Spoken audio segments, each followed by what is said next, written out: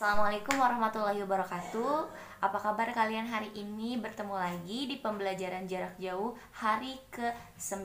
Semoga hari Senin nanti kita bisa berkumpul lagi, belajar bareng lagi, bermain bareng lagi. Semoga tidak ada perpanjangan waktu untuk kegiatan belajar di rumah. Jaga kesehatan kalian, tetap diam di rumah, ikuti aturan pemerintah. Hari ini kita masuk ke tema 7, subtema 3, pembelajaran 2 tentang macam-macam teknologi komunikasi. Manusia itu berkomunikasi dengan berbagai cara. Dengan adanya perkembangan teknologi komunikasi, hadirlah alat-alat komunikasi yang beragam, dari mulai alat komunikasi tradisional sampai ke alat komunikasi modern. Tolong disimak dan kalian jawab pertanyaan-pertanyaan yang Ibu berikan lewat video ini. Ada 5 contoh alat komunikasi tradisional yang digunakan orang-orang terdahulu.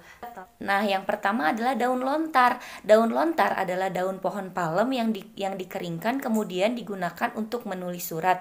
Pada zaman dahulu belum dikenal yang adanya kertas, sehingga ketika seseorang ingin menulis surat, ia menulis pada daun lontar.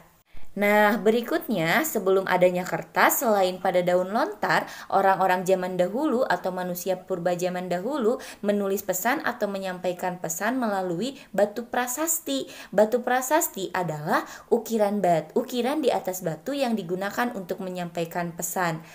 Berikutnya adalah gong. Gong digunakan sebagai penanda untuk orang-orang berkumpul di suatu tempat. Adapun kentungan digunakan orang-orang zaman dahulu sebagai bunyi adanya tanda bahaya, baik itu tanda bahaya bencana atau tanda bahaya ada maling atau sebagainya. Dan yang terakhir adalah lonceng. Lonceng digunakan untuk memberi suatu kabar kepada masyarakat atau penanda suatu waktu. Nah, berikutnya tolong kalian simak beberapa contoh alat komunikasi modern. Nah, berikutnya alat komunikasi modern yang mungkin belum kalian ketahui karena kalian hidup di masa alat komunikasi modern. Telegraf adalah alat untuk mengirim dan menerima pesan jarak jauh yang menggunakan Morse sebagai kode komunikasi, sehingga pesan yang disampaikan pada telegraf itu bukan pesan yang panjang, merupakan pesan-pesan singkat yang disampaikan lewat telegraf. Nah, selain telegraf ada juga telepon genggam. Telepon genggam adalah telepon yang biasanya menggunakan satelit telepon, tapi kelemahan dari telepon genggam ini tidak bisa dibawa kemana-mana. Pada zaman dahulu, telepon genggam ini hanya tersedia di rumah kalian masing-masing.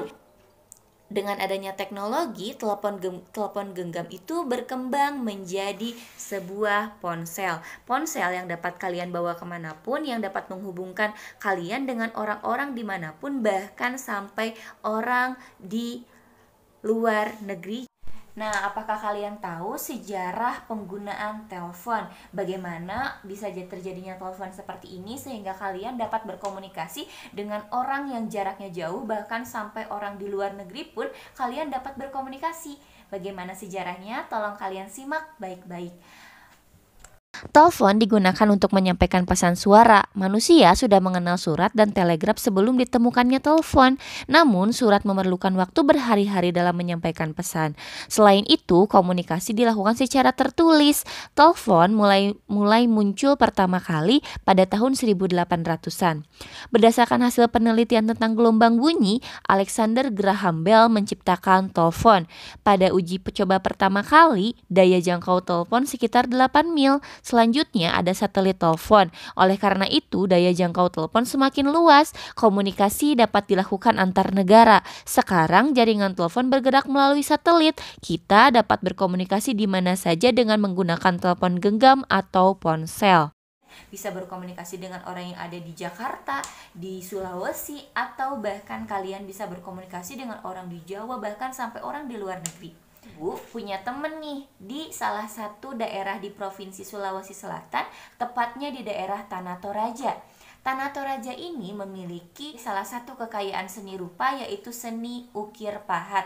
Seni ukir pahat Tanah Toraja ini sangat terkenal sebagai hiasan dinding rumah. Sampai hiasan dinding rumah Tanah Toraja yang kita kenal dengan rumah tongkonan. Rumah adat tongkonan yang berasal dari Tanah Toraja ini menggunakan seni ukir pahat. Seni ukiran pahat Tanah Toraja ini memiliki 4 warna, ada hitam, ada merah, ada kuning, dan ada putih. Warna merah itu menandakan darah, warna hitam menandakan kematian atau kegelapan, warna kuning menandakan anugerah kekuasaan Tuhan, dan warna putih menandakan simbol tulang. Selesai, kalian lanjutkan tugas berikutnya, Ibu tunggu ya. Selamat mengerjakan, semangat!